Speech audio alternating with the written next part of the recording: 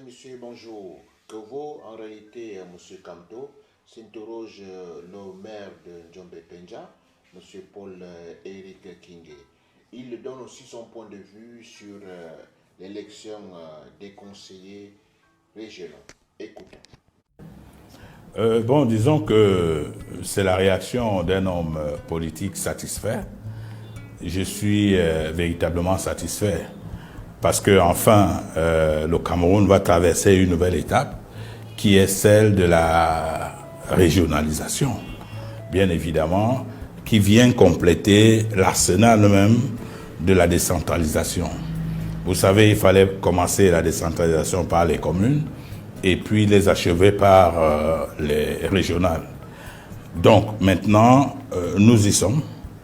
Le président de la République vient de convoquer le corps électoral que les Camerounais attendent depuis plus de 20 ans.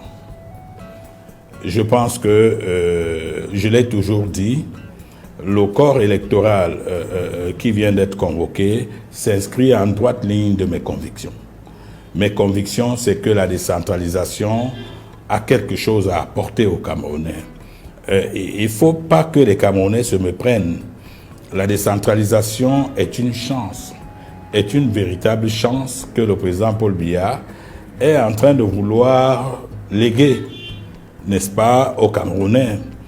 Parce que, voyez-vous, avec la décentralisation, les populations prennent elles-mêmes leur destin en main.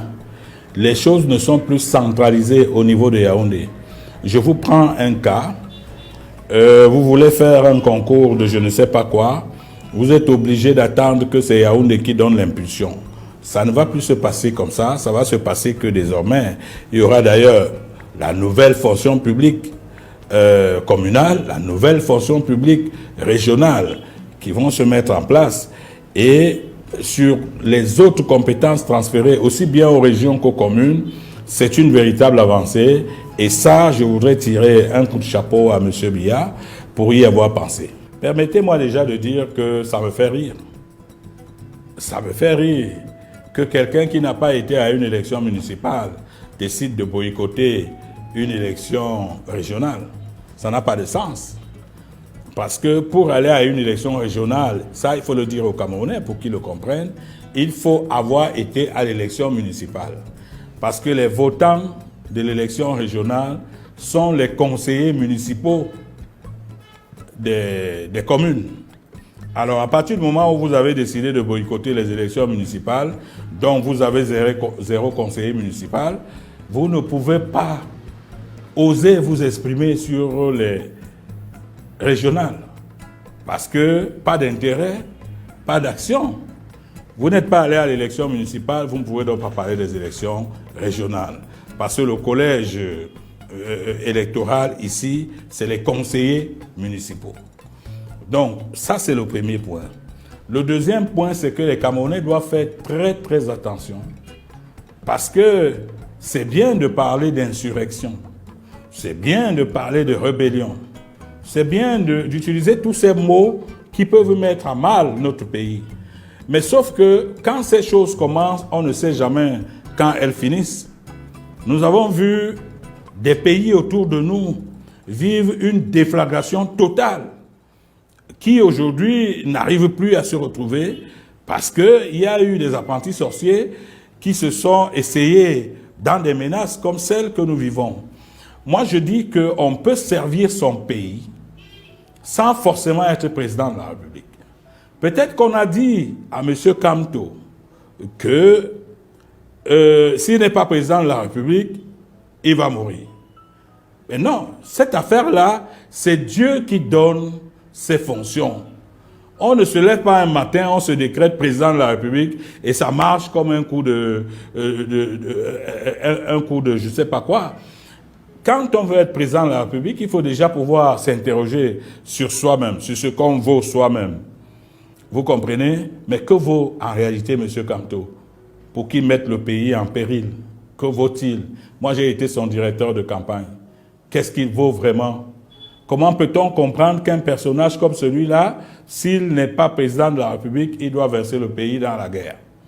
Maintenant, aux jeunes qui semble ne pas comprendre ce qui se passe, ce serait un jeu dangereux que de suivre un personnage comme celui-là. Monsieur Kamto, je voudrais vous rappeler qu'il entre en politique au moment où ses enfants sont déjà positionnés. Il entre en politique quand sa femme a même déjà pratiquement frappé à la porte de la retraite. Il entre en politique quand lui-même est retraité. Ça veut dire qu'il a eu le temps de faire sa vie, qu'il n'a pas mise en péril à l'époque, qu'il a bien terminé avant de venir parler des affaires de la nation. Ça, il faut que les Camerounais le sachent. Ça veut dire qu'il est à l'abri des problèmes quotidiens de chaque Camerounais. Il est à l'abri de ce genre de problèmes. D'abord parce qu'il est retraité, ensuite parce qu'il a bien préparé sa retraite. Aujourd'hui, il demande aux enfants des autres de le suivre dans le suicide collectif. Je dis qu'il faut que les gens soient fous pour le suivre dans le suicide collectif. S'il doit se suicider, il faut qu'il se suicide seul.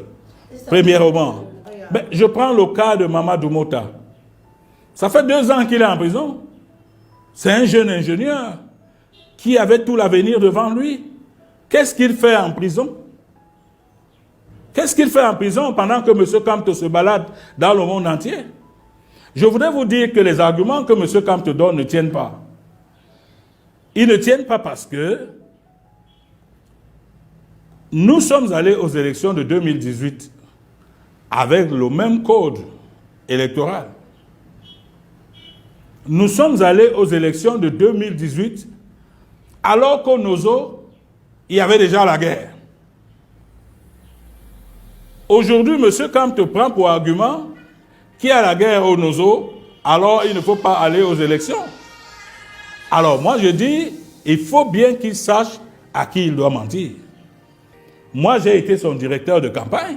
Nous sommes allés aux élections alors que le Nozo nous interpellait.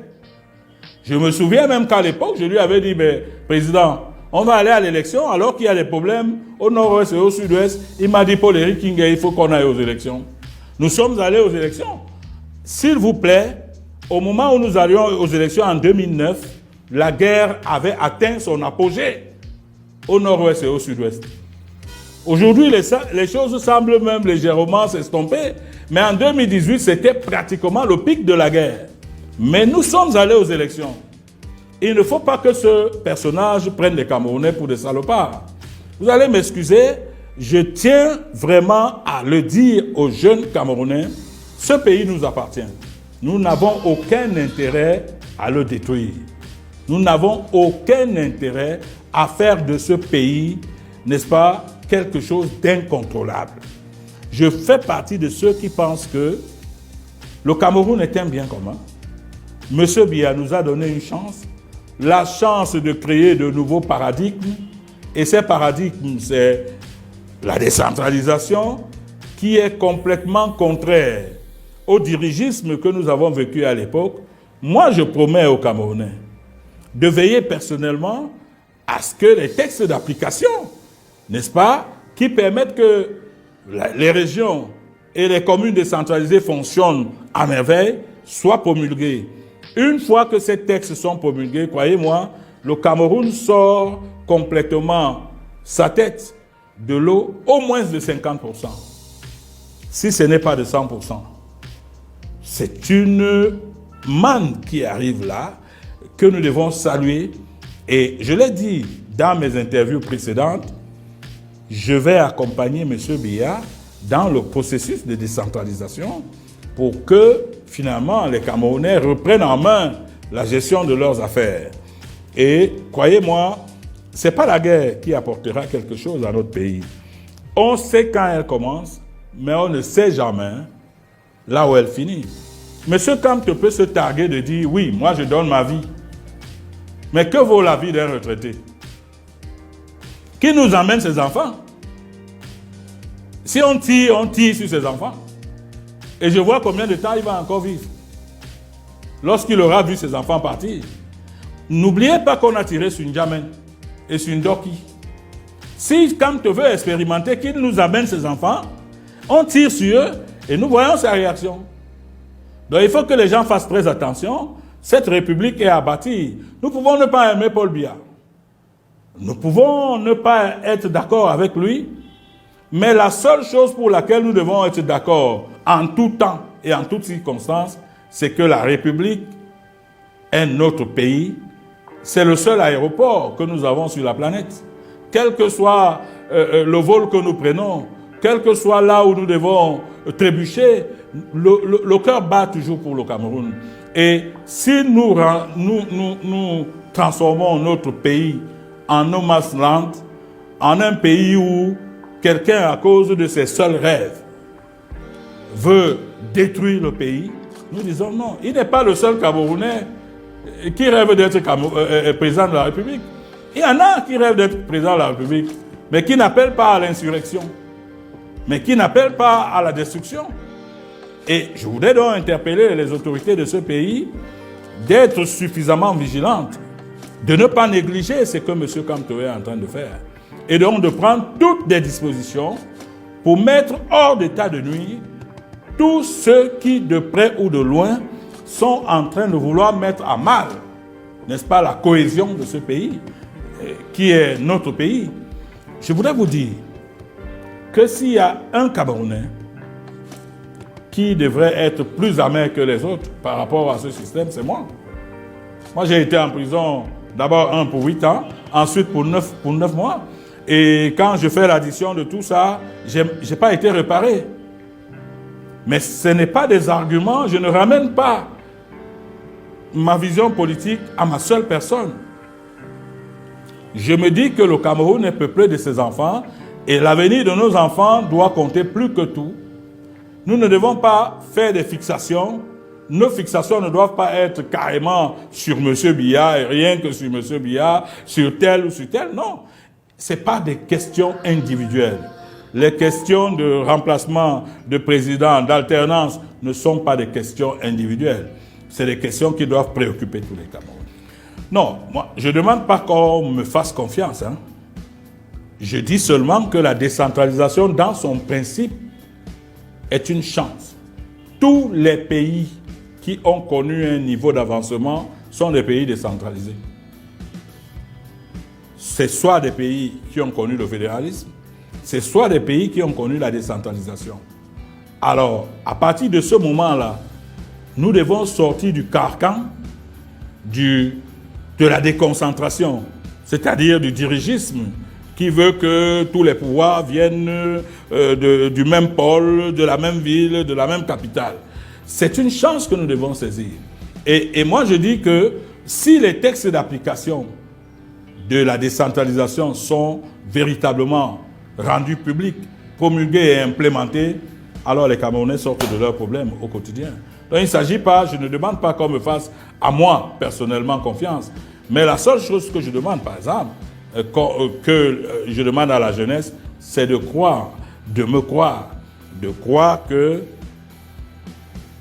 tant que la décentralisation sera là, je veillerai personnellement à ce que les textes d'application soient effectifs pour le bien-être de nos populations. Comme je l'ai dit, le premier espoir venant de la décentralisation, c'est la reprise en main de notre propre destin. Je vous ai dit que désormais, c'est le président de la région qui dira qu'il y a un pont dans sa région parce qu'il aura un budget qui lui sera affecté et c'est lui qui va régler les problèmes de pont de sa région. Or, qu'est-ce qui se passe aujourd'hui? Ce qui se passe aujourd'hui, c'est que si vous voulez un pont chez vous, vous venez voir le ministre des Travaux publics à Yaoundé. Alors que vous pouvez résoudre ça à partir de chez vous, à partir de la région. C'est la région désormais qui va décider de combien de personnel il faut recruter à l'hôpital, de combien d'enseignants il faut recruter. On n'a plus besoin de courir voir le ministre des enseignements secondaires ou des enseignements de base ou de l'éducation de base pour faire des recrutements à Yaoundé. Voilà les avancées qu'une bonne décentralisation bien implémentée apporte. Bien évidemment, ça ne fait pas perdre à l'État tout. L'État garde les pouvoirs régaliens, qui sont notamment la police, la douane, les impôts, mais tout le reste là appartient aux régions et aux communes. Donc voilà, c'est des avancées suffisamment sérieuses pour lesquelles je pense qu'il faut croire en la décentralisation.